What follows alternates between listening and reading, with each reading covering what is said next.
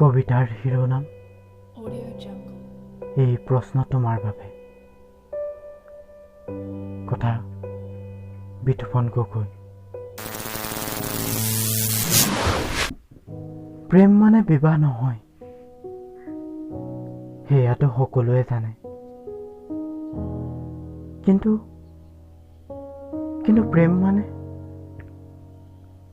অশ্ৰু আৰু বেদনা জানো হয়?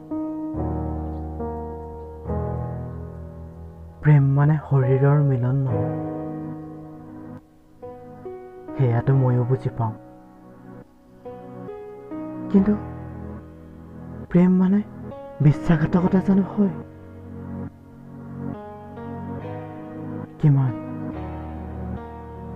কিমান কঠিন মনোভাৱী হলে কোনোবাই কাৰোবাক অশ্ৰু আৰু বেদনা জাপি দিব পাৰে। মানুহ কিমান তললৈ নামিলে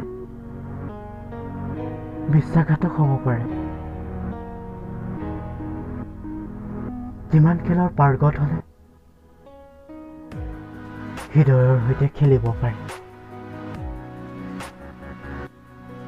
কিমান নিষ্ঠুৰ হলে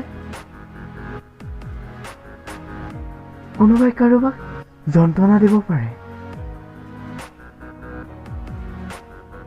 নাটত কিমান পাৰ্গত হলে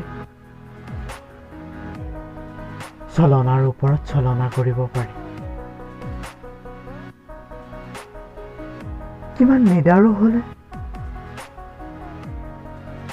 কোনোবাই কাৰোবাৰ স্বপ্ন ভগ্ন কৰিব পাৰে। কিমান সৌন্দৰ্যৰ গৰাকী হলে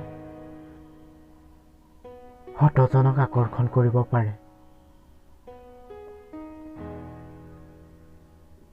জ্ঞানৰ উপস্থিতিত কৰা ভুলৰ বাবে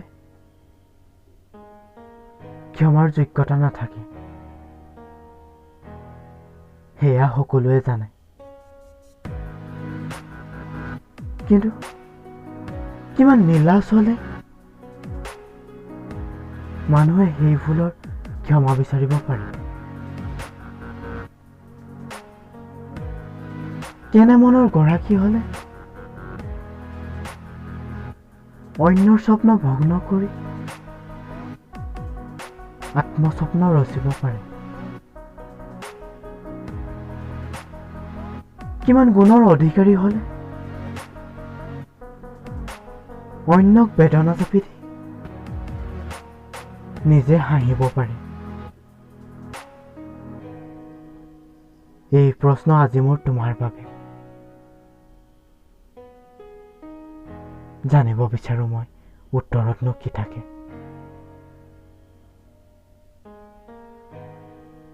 উত্তৰতনো কি থাকে? এই প্ৰশ্ন তোমাৰ বাবে।